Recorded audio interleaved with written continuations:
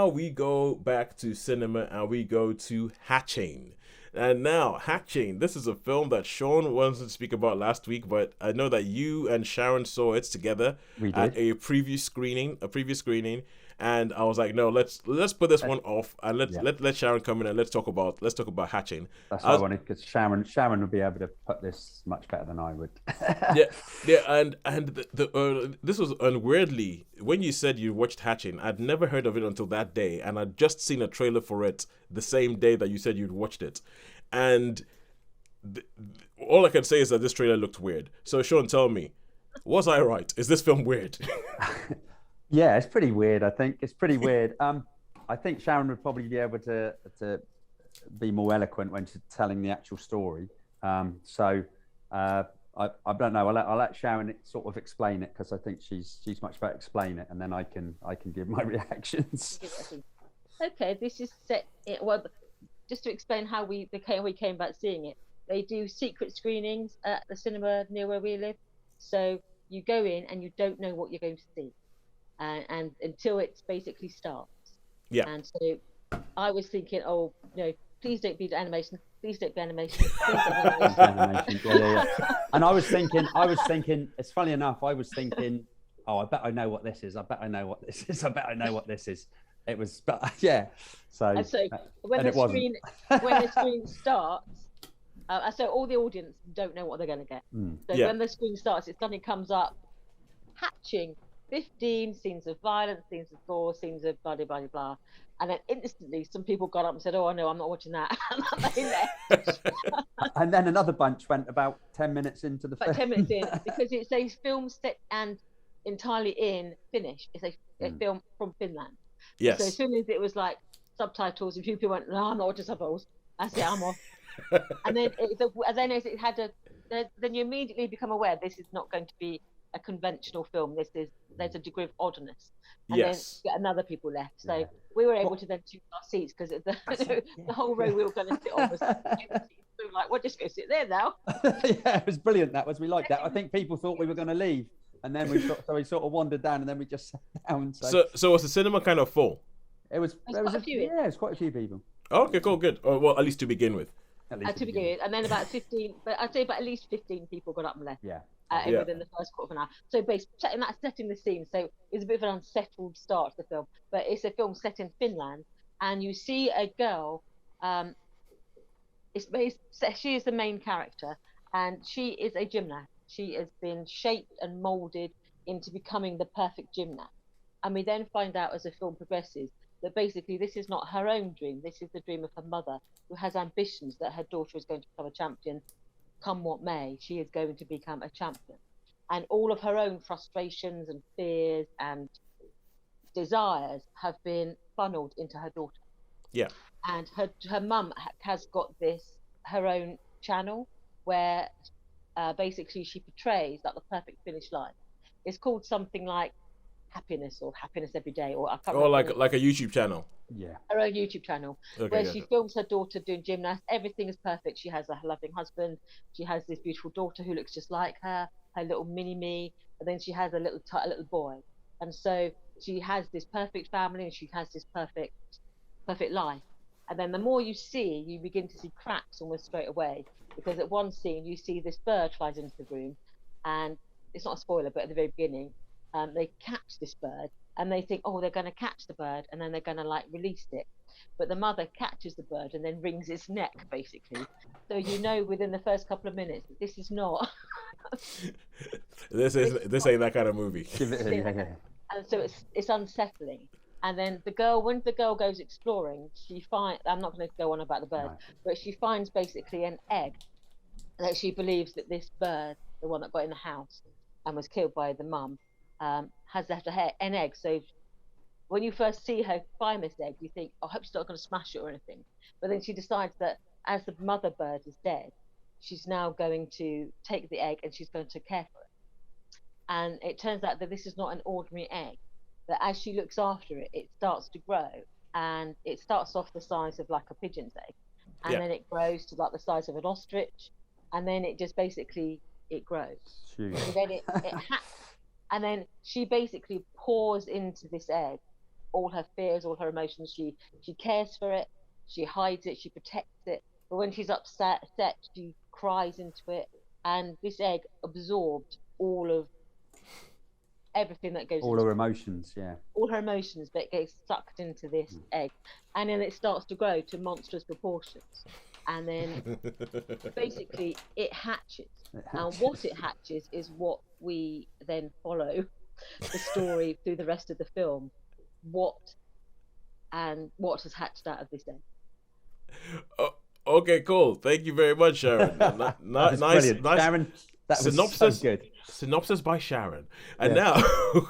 now, let's have a reaction by Shaun. So, Shaun, what did you think? Okay, well, yeah. So everything Sharon said, it was pretty bizarre. To start off with, I was thinking a lot of different things. I thought, well, maybe the egg is not real. It's just sort of something that's going on in her mind, a bit one of those psychological things that you do. You know, it's just her psychology is actually manifesting itself, which I suppose it was really. But yeah, the creature. I won't give any spoilers, but let's just say there's another transformation as well, and all the way through the film, it was really, really sort of an odd film. And it took me ages to think, do I like this? Do I like this? I think it was a little bit too long for me. It was just that little bit too long. I mean, I like the idea. I like some of the way it went. But yeah, it's pretty bizarre. It's pretty bizarre. And I mean, Finland looks a lovely, clean place, doesn't it? With I mean, Yeah, the cinema. I thought the cinematography was quite good. And I thought it was well acted. I don't know about you, Shaun. I thought it was well acted. Yeah. I thought the girl acted pretty well. So it was pretty well acted, and there was a lot of other things going on. I quite like. Well, I can't really give the spoilers, so I won't do more like that because I expect you want to see it. But yeah, so I mean, on the whole, I think I sort of liked it. I didn't put it this way. I didn't dislike it. It was odd, it was strange, but I didn't dislike it. I wouldn't say I was like, whoa, with it. It wasn't that wow factor, but yeah, it was quite interesting and thoughtful, and made you think a little bit. And yeah, so was probably a thoughtful film. I think the last film that made me think of this was like Mother. Or what about Nope? Pardon? Nope. Yeah. So a bizarre film, rather strange affair. So yeah, I'm still thinking about it now and then. It still sort of flicks up. But the creature's quite interesting. Yeah, sorry, Sharon. Yeah, I think it's rich in symbolism. I think you can see. To use it like a biblical expression, sort of what you reap, you sow. So I think there's elements of that with the mother-daughter relationship, with the girl and the hatching. Her own nurturing relationship. Yeah, so how the sins of the father, to use another biblical expression, how there's rich in symbolism here, and I think there's probably, if we looked into it probably more deeply, then you'd probably see much more into it. But it's sort of layered. So on the surface of it, it's a almost like a creature feature. Yeah. But then it goes down, whereas all of these creature features are not, basically they are other metaphors, or they are symbolic of something else. So I can see how it is. There isn't just a straightforward psychological horror. There's more to it. Yeah. Speaking of that, before I forget, Shaun, if you go onto YouTube and look at our review of Nope, somebody has gone on there and left a comment, and it is pretty much an essay on the film, and it's one that has been there for about 2 weeks, and each time we've done the show, I've been like, I don't have time to read this out in full because it's quite long. But it's pretty much kind of like what Sharon is saying. Like, if you go deeper into it, you can see a whole bunch of meaning that possibly not everybody would see. But yeah. So okay, with that.